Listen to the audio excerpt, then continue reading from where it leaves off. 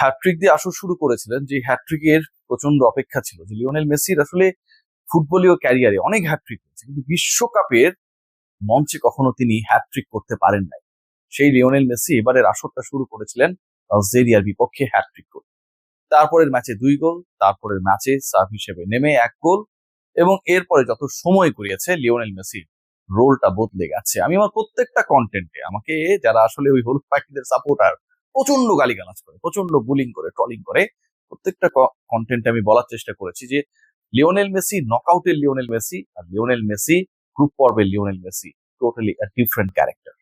এবং সেই ডিফারেন্ট ক্যারেক্টারটা কতটা আলাদা, কতটা ক্ষমতাবান, কতটা জাদুকরী, কতটা মন্ত্রমুগ্ধকর, সেটা প্রত্যেকটা ম্যাচে তিনি প্রমাণ করেছেন। এবং ফাইনালি আর্জেন্টিনাকে ফাইনালে তুলে, যেই ম্যাচটা অলমোস্ট তারা হেরেই যাচ্ছিল, not like that Argentina, they were playing against Egypt, they were playing against Switzerland, যাদের আসলে ওই সেমিফাইনাল বা কোয়ার্টার ফাইনাল পর্যন্ত অথবা রাউন্ড অফ 16 পর্যন্ত যাওয়াটাই আসলে তাদের দলীয় সাফল্যের চূড়ান্ত একটা রূপ।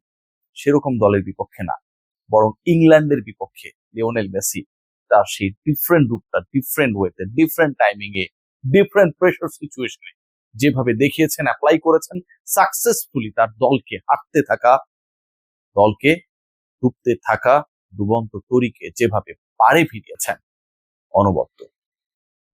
লিওনেল মেসির এই ডিফারেন্ট পথ চলাটা শুরু হয়েছিল ওই কেপ ভার্দের এগেনস্টে। এরপরে ইজিপ্টের এগেনস্টে তিনি যেটা করেছেন, রূপকথায় রয়েছে না যে কারা আসলে সেই পিরামিডটা বানালো, কিভাবে এত বড় বড় ব্লকগুলোকে সুসজ্জিত করে মিশরে একটার পর একটা পিরামিড বানানো হয়েছে, সেটা একটা রহস্য। সেই রহস্যময় ফুটবলটাই যেন তিনি ইজিপ্টের এগেনস্টে খেললেন, এবং সেই রহস্যময় ফুটবল আরো যেন মহাকাশের মতো, মহাবিশ্বের মতো অফুরন্ত রহস্য নিয়ে হাজির হলো পরের রাউন্ডগুলোতে। সুইজারল্যান্ডের বিপক্ষে অসাধারণ পারফরমেন্স, এবং ইংল্যান্ডের বিপক্ষে যেটা করে দেখালেন, এটা কোনোভাবেই, কোনো শব্দে, কোনো বাক্যে, কোনো পংক্তিতে এটা এক্সপ্লেনেবল না।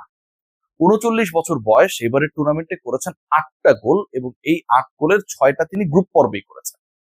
এরপরে আর্জেন্টিনা রাউন্ড অফ 32 খেলেছে, রাউন্ড অফ 16 খেলেছে, কোয়ার্টার ফাইনাল খেলেছে, সেমিফাইনাল খেললো। এই যে আমি 4টা রাউন্ডের কথা বললাম, মানে আগের 3 ম্যাচে তিনি 6 গোল করেছেন, আর পরের 4 ম্যাচে তিনি করেছেন মাত্র 2টা গোল। কিন্তু এই 2 গোলের বিপরীতে লিওনেল মেসি করেছেন 4টা অ্যাসিস্ট, মানে আরো 4টা গোল তিনি করিয়েছেন। 39 বছর বয়সী লিওনেল মেসি 8 গোল করেন 2026-এর বিশ্বকাপে এসে। 39 বছর বয়সী লিওনেল মেসি 4টা অ্যাসিস্ট করেন। গোল আর অ্যাসিস্টের হিসাব করলে এবারের টুর্নামেন্টে এখন পর্যন্ত he is the top performer. Argentina বদলে যাওয়া, কিভাবে বদলে যাওয়া, কেমন করে বদলে যাওয়া, কোন জায়গায় বদলে গিয়ে আর্জেন্টিনা আসলে পুরো ম্যাচের কন্ট্রোলটা নিয়ে নেয় বা নিল বা নিচ্ছে, সেই আলোচনায় যাওয়ার আগে একবার ভেবে দেখুন যে কিলিয়ান এমবাপ্পেকে যখন বোতলবন্দি করা হয়, ঠিক ওই জায়গা থেকে, ওই ট্র্যাপ থেকে তিনি বের হতে পারেন নাই। আর্জেন্টিনা ম্যাচের দিকেই তাকান, ইংল্যান্ডের বেলিংহামকে অথবা হ্যারি কেইনকে কোথাও খুঁজে পেয়েছেন?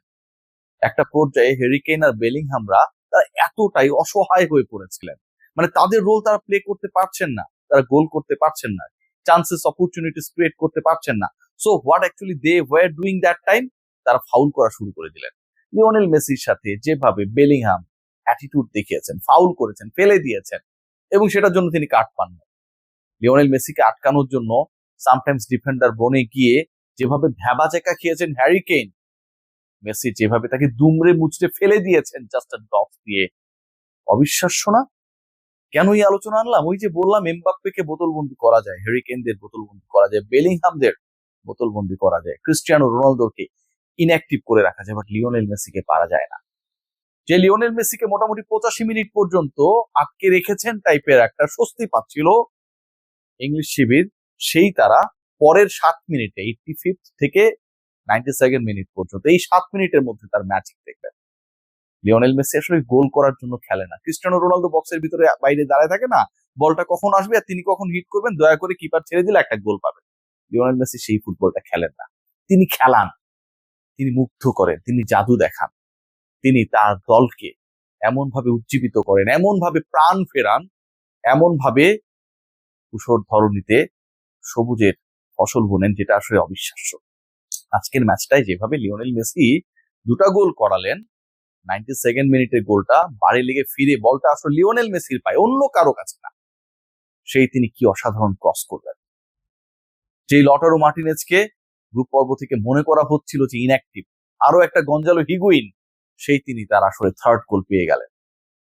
এনজো ফার্নান্দেজকে যে গোলটা করিয়েছেন, কি অসাধারণ পাস, এবং সেই পজিশনটায় তিনি এমন একটা জায়গায় ছিলেন যেখান থেকে আসলে তার ওই হিটটা অ্যাকুরেসি যদি আপনি মেনটেন করতে পারেন, পৃথিবীর কারো সেটাকে আটকানোর ক্ষমতা নেই। That is Lionel Messi, and that is the difference from Lionel Messi with other footballers, with Cristiano Ronaldo, with Kylian Mbappe, with Neymar, with Dembele, Bellingham কিংবা হ্যারি কেইন।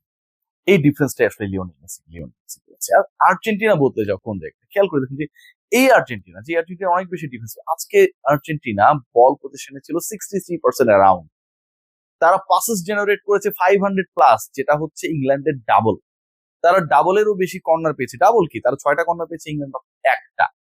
যেভাবে আজকে আর্জেন্টিনা খেলেছে, অ্যাটাক করেছে, যেভাবে আর্জেন্টিনা ডিফেন্স করেছে, আজকে তাদের যে ডিফেন্ডিং, এই আর্জেন্টিনা এতটা প্যাক ডিফেন্ডিং করতে পারে, এই আর্জেন্টিনা একই সাথে ডিফেন্স লাইন আপ থেকে মুভ করে মিডফিল্ডে আসছে, মিডফিল্ড থেকে যখন অ্যাটাকে যাওয়া দরকার সেখান থেকে যাচ্ছে, আবার মুভ করে শিফট করছে দ্রুততম সময়ের মধ্যে, যখন প্রতিপক্ষ আক্রমণে তখন মিডফিল্ডে। এই আর্জেন্টিনা আজকে জুলিয়ান সিমিওনোকে ইন্ট্রোডিউস করেছে। ফ্রম দ্য বিগিনিং এক্সপেক্ট করা হচ্ছিল যে তারা আক্রমণ বাড়াতে চায়, এক্সপেক্ট করা হচ্ছিল যে তারা আসলে উইং থেকে কোনো ক্রিয়েটিভিটি ক্রিয়েট করতে পারে কিনা, চান্সেস ক্রিয়েট করতে পারে কিনা, সোর্সেস ক্রিয়েট করতে পারে কিনা, সেই জায়গাটা ট্রাই করতে চায়। And the way actually Lionel Scaloni did it should be given a clap. Julian দারুণ গোলের সুযোগ পেয়েছিলেন, শেষ পর্যন্ত টাচ করতে পারেননি, কন্ট্রোলে রাখতে পারেননি, খুব ভালোভাবে ট্যাকেল করেছিলেন সেটাকে ইংলিশ ডিফেন্ডার, বাট যে ঝলকটা দেখেছেন, যে ত্রাস ছড়িয়েছিলেন, দ্যাট ওয়াজ ইনাফ। উইং ধরে যদি আর্জেন্টিনা খেলতে চায়, সেই অপশনটা যে একদম নাই, মিউট হয়ে আছে, নট লাইক দ্যাট। আর্জেন্টিনা যে ডিফেন্স করা বাদ দিয়ে অ্যাটাক করে জিততে পারে, সেই ব্যাপারটা প্রুভেন। এই আর্জেন্টিনা লাস্ট মোমেন্টে যে খেলা দেখিয়েছে, খেয়াল করে দেখুন, এই ম্যাচে 7 মিনিটে 2 গোল দিয়েছে, আগের ম্যাচে 10 মিনিটে 2 গোল দিয়েছে, তার আগের ম্যাচে 4.5 মিনিটে 2 গোল দিয়েছে, 12 মিনিটে 3 গোল দিয়েছে। টানা 3 ম্যাচে যখন আপনি এরকম ফুটবল খেলেন, যে আর্জেন্টিনা চাপে থাকা মানে they ultimately provide their best, Argentina প্রেসারে থাকা মানে আপনি বিপদে পড়বেন, আপনি যদি এগিয়ে থাকেন আপনি বিপদে, আপনার দল বিপদে পড়বে, whoever the team is, no matter. Pressure সিচুয়েশনে আর্জেন্টিনা ইজ ডেডলি। প্রেসার সিচুয়েশনে Lionel Messi is a different character, and actually he performed the way today, it actually indicates that he is the GOAT, the greatest of all time. এই যে আমরা debate করি, আলোচনা করি Lionel মেসিকে নিয়ে, এটা একটা ফালতু আলোচনা। ফালতু আলোচনা তারা করে যারা এখন আমাদের পার্টি, যারা এখন আমাদের দিকে চলে এসেছে যে লিওনেল মেসি আসলে বিশ্বের সেরা ফুটবলার কিনা, এই ফালতু আলোচনাটা যারা করে তারাও আর করবে না, কারণ তারা তো এখন আর্জেন্টিনা হয়ে গেছে।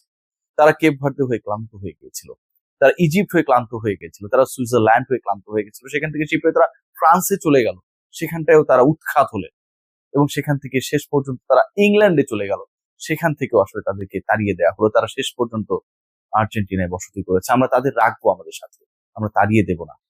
আমরা ক্লান্ত প্রতীককে ভালোবাসতে চাই, ভালো রাখতে চাই, আমাদের সাপোর্টে রাখতে চাই। তারপর যদি তারা বলে that Lionel Messi is not the goat, আমাদের তাতেও কোনো আপত্তি নাই। সবাই ভালো থাকবে।